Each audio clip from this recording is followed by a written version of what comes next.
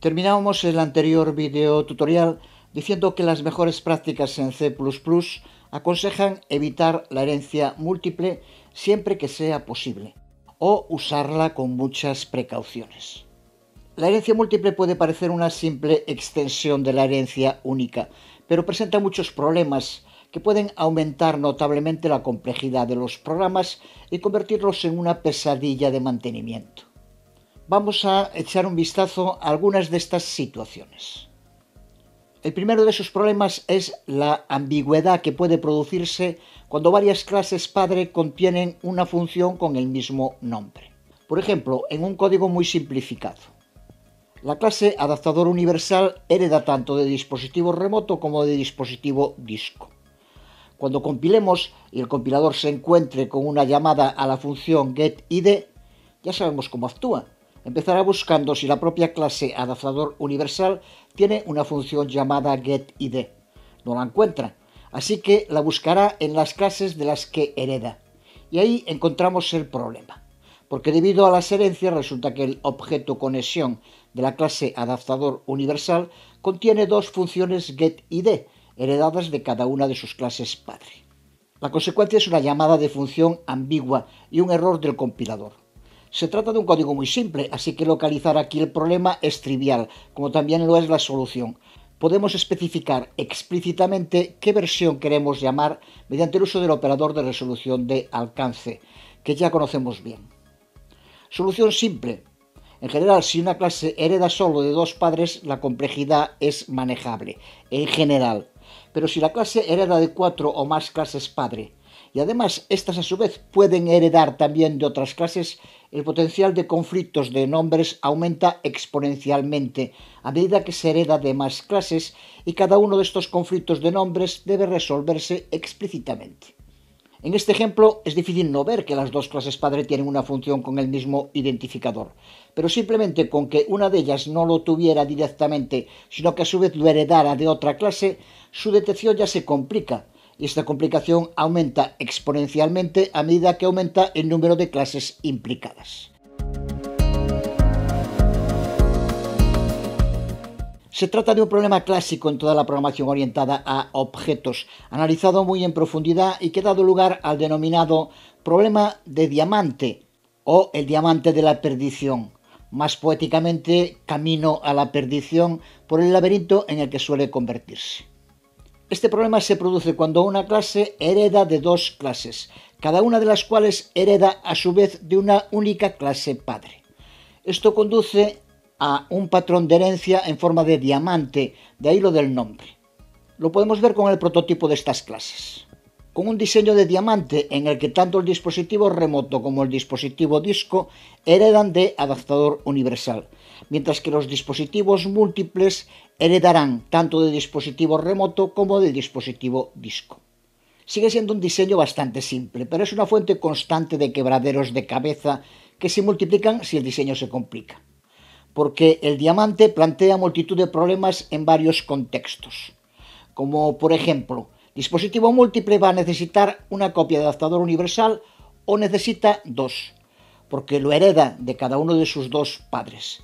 Además, se multiplica la posibilidad de referencias ambiguas. La mayoría de estos problemas no es que sean irresolubles, incluso en casi todos los casos se pueden abordar de nuevo usando el operador de resolución de alcance explícito, pero convierte ya el diseño, pero sobre todo el mantenimiento posterior, en una auténtica tortura, en la que los problemas que provocan superan con mucho a sus posibles beneficios. Se trata de un problema presente en todos los lenguajes orientados a objetos, pero las soluciones son muy variadas. En este artículo de la Wikipedia resumen de modo excelente las distintas respuestas de muchos lenguajes de programación al tema de las herencias múltiples, desde prohibirlas por completo a solo permitirlas a través de interfaces. C++ opta, como casi siempre, por dejar la elección en manos del programador. De forma predeterminada, C++ sigue la ruta de herencia de cada objeto padre por separado, lo que provoca una sobrecarga, que puede evitarse mediante el uso de la palabra clave virtual al crear la herencia. Aunque el problema se mantiene si una herencia se define como virtual y la otra no. Pero se trata de un tema que aún no hemos visto. el uso de la palabra clave virtual en clases y funciones, y las funciones virtuales puras, que son las interfaces de C++, que sí tiene interfaces, solo que como en tantos otros temas no obliga al programador a tener que usarlas.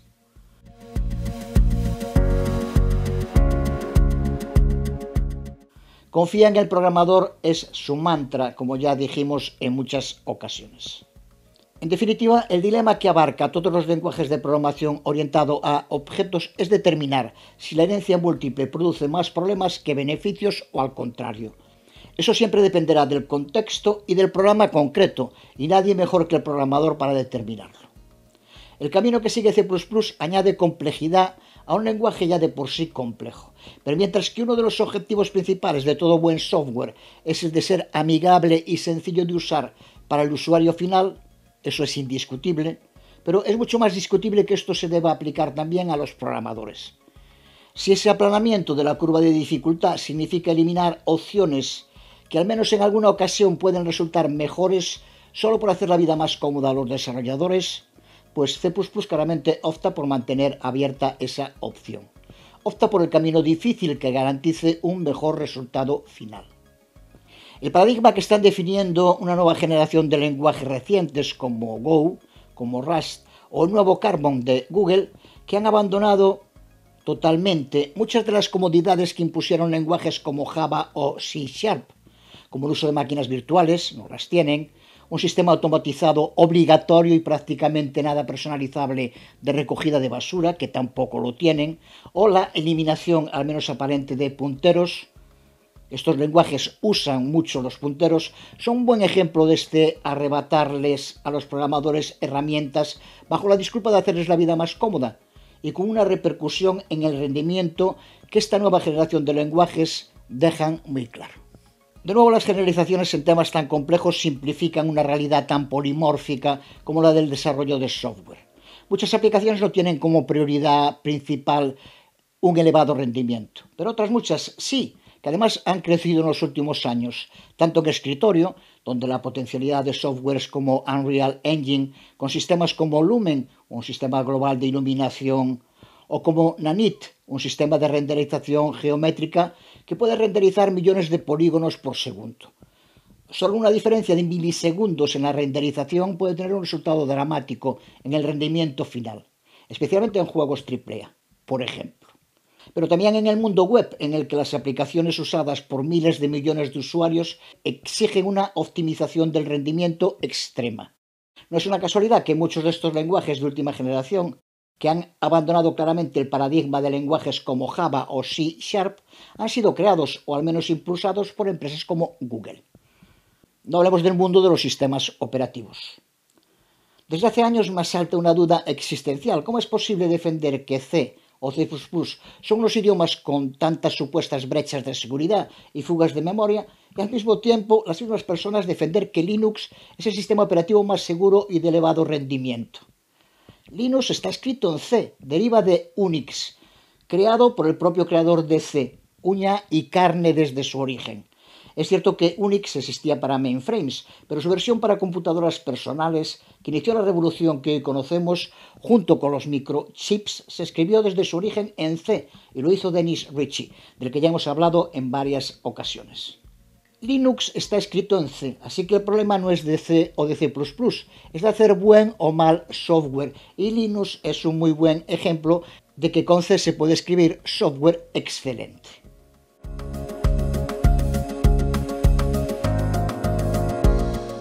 Pero vamos a ser un poco malos. Hay mucha gente que desconoce que existe, o mejor, existió, porque ya no lo usa nadie, un sistema operativo basado en Java, que desarrolló Sun Microsystems y denominado Java OS, a lo Mac OS.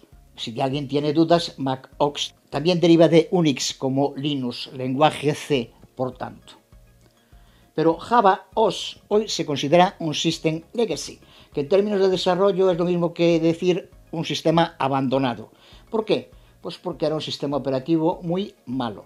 No se puede escribir un sistema operativo con Java y punto. Mientras que los sistemas operativos basados en C, ahí siguen moviendo el mundo digital, fundamentados en el Unix escrito en C. Y la vida sigue. Que conste que lenguajes como Java, C Sharp, no digamos Python, tienen una cantidad enorme de posibilidades y con ellos se han desarrollado y se seguirá desarrollando excelente software. Como también es verdad la gran cantidad de problemas potenciales que plantea el desarrollo con C y C++, de lo que los buenos programadores en estos lenguajes son los primeros que tienen muy claro en cada línea de código que escriben.